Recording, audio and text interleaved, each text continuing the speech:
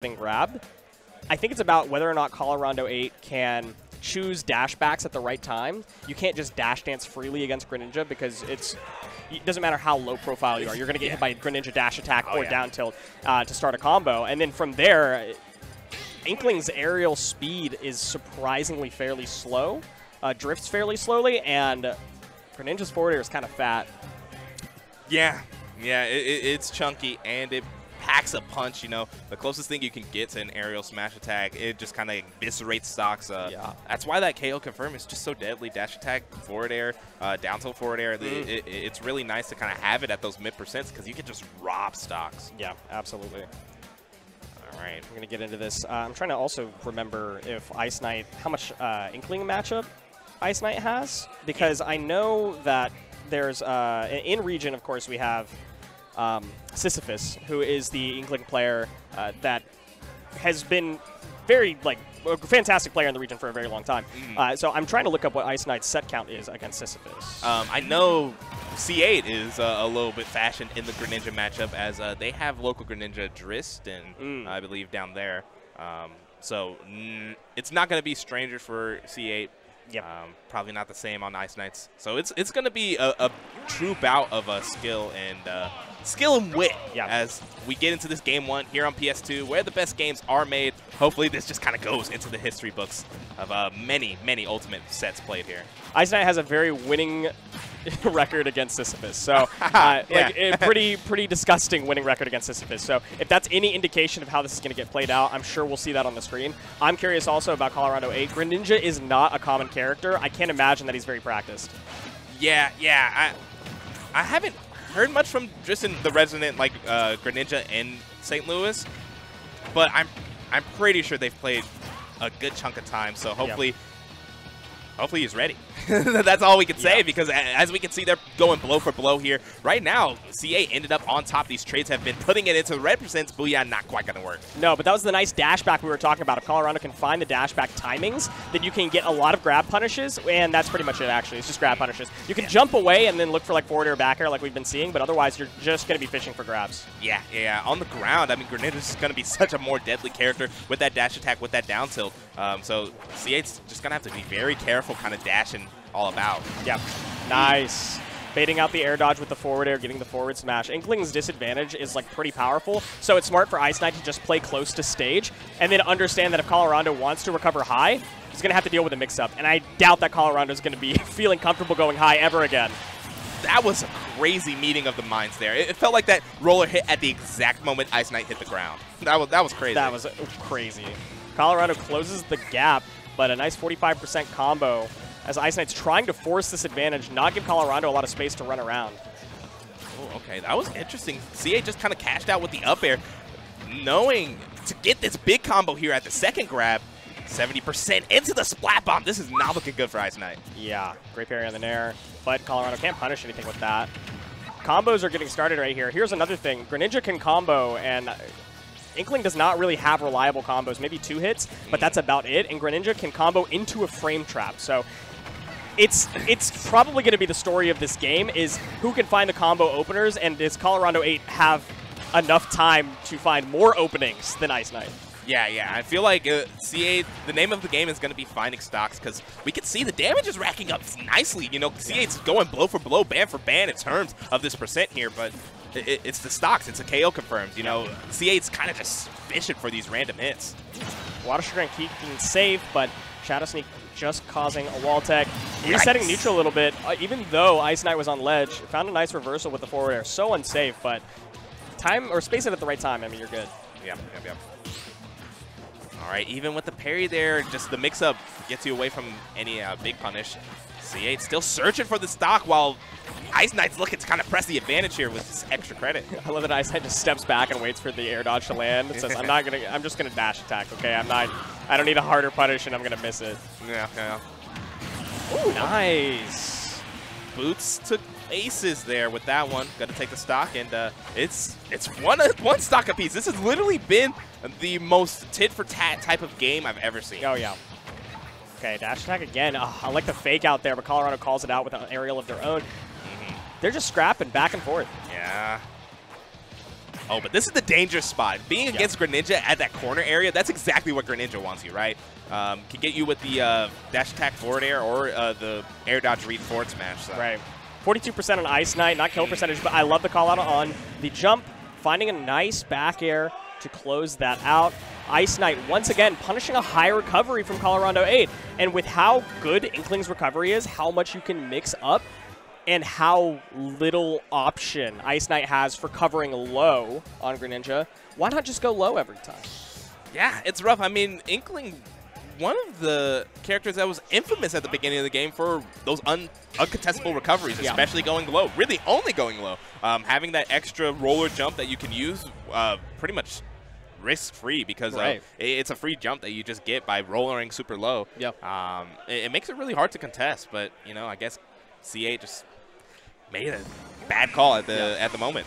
At the moment is the key, because that was a very close game. Yeah. Switching to small battlefield is interesting. I don't think that the stage benefits either character at this point. Yes, IceKnight's ground speed is slightly better than Inkling's, and you're giving less space for him to run around, but I don't think spacing was really the core of what happened in that game. Yeah, not at all. It was really just decision-making at 10x speed. That's what we're seeing here, and whoever comes out on top, whoever makes the right decision at the right time is going to win this set. Yep, that's simply it. Colorondo's finding a lot of nice back airs here. Oh, big combo from IceKnight, double falling neutral air. That's hard execution right there. Yeah. Because, it's very specific on the hits, too. Yeah. So. Oh, there it goes. The double jump caught. Once again, it's C8 going super high, actually. Again. Double down. Yeah. And that worked, right, this time. Yeah. And that's the key, is this time. Oh, my gosh. Parry and fall through with, but C8 has been getting these parries, so they are understanding of the timing, but just don't have the positioning to kind of get big punishes. Now, the other part of this to consider is that IceKnight was 125%. Yeah. Inkling's damage rack up is a lot more reliable than Greninja's. Greninja can hit 3-piece combos and only get you like 22% up. All Colorondo has to do is a little bit of splatter shot, and every combo is going to deal like 40 or more. And so that's why, even with the amount of possession that I feel like IceKnight has had of this game, Colorondo's in the driver's seat. Yeah, exactly. And you can see here already putting IceKnight in a sticky scenario with the extra credit put on. But C8 going to have to do a recovery scenario, and here we go low. This is exactly what we want to see, free recovery. All you can do is recover with Hydro Pump, or I mean try to stuff it out with Hydro Pump, which at best you maybe catch up B. Maybe. I know Inklings don't like water, but that's not going to be calculated in this matchup. Jab's going to add some ink, which is going to be pretty big for damage. 64% would be really nice to stack a little bit more damage up. Oh, that was such a risky splat roller, and your reward is so low. Yeah, I'm not sure, but honestly, you see C8, a big forward air here, can find something huge, but just the swing back from IceKnight, it's just so fast. You know, the kind of possession, like you mentioned, it just can switch hands so quickly between the two. Absolutely. Colorado learning his lesson, though, not going high anymore. All these low recoveries have allowed him to fully reset neutral, get stage position again. IceKnight isn't even able to ledge trap after it. Yeah, and I get it. You know, nobody really likes to be ledge trapped. You know, it's hard to get back after you do snap to that ledge, but you can't be dropping stocks like that. No, down tilt, up smash, chase onto the platform is so nice. But Booyah trades the stock right back. Also something very nice, you know. However, you know, niche and specific it may be in some scenarios, nothing better than getting that up throw and getting that kill. Yep. Splat Roller just adds a little bit of damage. Again, it's too risky of an option, I feel like, for you to be throwing out in low percents. Maybe if you want to try like a 90% one. And I get the analysis. You know, you put down that ink strip that makes the opponent move slower when they dash across the ground with it, but man, it's just really hard to justify. Yeah. So resetting neutral a little bit. Again, Splat Roller, a risky option that's now put Colorado off stage. That Hydro Pump is actually big this time. Colorado wants to recover high and is just going for it too risky. It's too risky. It feels like just one bad mistake was the cause of all of this. Luckily, though, C8 gets another fight. He gets another chance to fight. And the aerials deal a lot more damage for Inkling, so 80% on IceKnight and climbing. They're even stocks. Again, despite the fact that IceKnight has been in the driver's seat, Colorondo is only a grab up air away from killing. There it is. Yeah, nice. The down tilt was solid, and you can see that's what IceKnight wanted. really staggered the timing on that third one. IceKnight wanted that. Wanted the tomahawk grab. Expected the tomahawk grab. Was ready to flicker shield for a parry if needed, or at least hold shield and then jump. But Colorondo went for the tomahawk grab. IceKnight said, no, no, no. I see the percentages. I know what I'm at. And goes for the jump. Times everything super nicely and gets a down tilt into a forward air. Just, oh, Beautiful. chef's kiss. Clutch moment for IceKnight. Oh, yeah, and that's exactly how Game 1 kind of shook up. Just another clutch moment in terms of, like, reading habits. That's exactly what IceKnight did to close out that Game 1. Yeah. And it puts C8 in a very awkward position here now. Currently 2-0. Games have been close, but unfortunately the scoreline can only reflect the final results. Yep. You know, nobody's going to remember being down 0-2 if you win the set 3-2, you know? What a massive edge guard right there. Unfortunately, not able to get the up B hitbox at the very start, which would have helped Gimp a little bit more of the recovery, but it doesn't even matter. Colorondo is following it up. Okay, yeah. C8's coming with some renewed energy, and that's exactly what I like to see. You know, what I was about to say before is that you can't really trust your instincts anymore if you're C8 because they're kind of getting scoped out. Yeah. But you can see here, C8's brought a new second win here to this Game 3. Damage advantage for C8 is actually so massive because IceKnight now has to fish for like obvious openings like down tilt or dash attack to get any meaningful damage down. All you have to worry about is what water shuriken. That's not going to do anything to you. So as long as you avoid getting dash attack, you keep racking on damage, you'll get the stock way sooner than IceKnight's ever going to be able to consider it. Yeah, but you got to close out on moments like that where your opponent rolls in. You got to be able to react. But, you know, C8, not danger close yet. Just got to find the stock. IceKnight is no longer worried about getting grabbed, right? There's no benefit to the grab aside from maybe adding a little bit of ink to you. You're out of booyah percentage, so he's just playing super aggressively, throwing out aerials and dashing back and forth. Yeah, you can see just renewed confidence because you're out of that booyah percent. And C8 really struggling to get off the ledge here. Oh, that forward air is kind of big right now. Baits out the counter. I can't believe IceKnight threw out the counter. This is your first disadvantage in a while. You didn't need to do that. And again, just going for like an aggressive reversal option, there's no need. You had possession. You were doing totally fine. And unfortunately, you threw away your stock a little bit too early. Thankfully, Colorondo8 once again falls prey to the down tilt. Yeah. It's been the MVP move here for stock taking for IceKnight. And obviously not a shocker. One of Greninja's greatest tools. Yeah. I can't believe that tripped into the jab, so a lot of ink being put down right now. That is like an unfortunate sequence of events for sure. Looks like the ink might actually expire before Colorondo's able to get any sort of meaningful damage down or any damage at all at this point. And IceKnight's now, once again. And like, I see why C8 doesn't like going low because that can happen, but you just gotta mix up your timings of the up B, and that's ride the wall as well. You won't get hit by the Hydro Pump if you just ride the wall from underneath. Exactly. And there's no other way for IceKnight to cover underneath except for Hydro Pumping far off stage, which is fairly risky. And the only thing that it does is it just kind of slows down your recovery. You're still going to hit the ledge. Oh, this is big.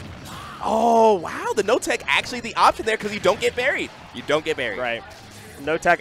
But also, I think that Colorondo was a little bit slow on the splat roller. It might have true comboed into the splat roller, but I don't think that that's the case, actually. Yeah, no, the wait was, so typically what happens there is that you're trying to roll in because you want to DI the incoming smash attack. Right. So you roll right into the roller. That's the idea of the setup. Yeah. So that's why you have to put that stagger in, but obviously IceKnight's way too familiar with that. Probably got hit by system way too many times. Too true. Learning something new every day here on the commentator's desk. IceKnight's trying to hold on to the stock for as long as possible. Maybe get a little bit of damage down, but they're just going for such risky options to get back to stage. Take your time, and then you can rack the damage up. Yeah. Oh, we're out of ink. Honestly, it feels like for the first time in the set, can't do the rapid jab. You got to cash out with a gentleman there. C8 in a very dangerous position. C8 not paying attention to their ink at this point could be the reason that you can't close out this stock and why IceKnight gets like 70% of damage or more. How do you even fill up at this point? Yeah, it feels like IceKnight's going to be on top of you every single time. Luckily, though, IceKnight's at 157, so one back air gets you enough brevity to get that ink right back up. Right, but IceKnight can just air to air. You don't even have to worry about it. You just keep tossing out back airs, or if you're on top of them, neutral airs. But forward air is the one thing that will get beat out, and IceKnight's fished for it twice now, and it's got stuffed out twice. Yeah, so has to get a little less bloodlusted here and just play the game, you know, because you're going to find the stock here eventually. Yeah. Even that dropping there isn't that bad. Yeah, 85% on Colorondo8. 93%. Now we're looking at around down tilt up smash percentage on a platform tech chase. Yeah. Man, splatter shot is important. You need to get some more ink down and some more damage down. Oh, that's a big pivot grab there for C8. Gonna get huge damage just from the bread and butter combo, 57%. And, oh, misses out on the jab there, even holding it, but wow, that just worked. Falling Nair into forward air. IceKnight knows the percentages where that's going to work, knows when it's true, and knows when it's just going to be a frame trap, which is why we saw so many tech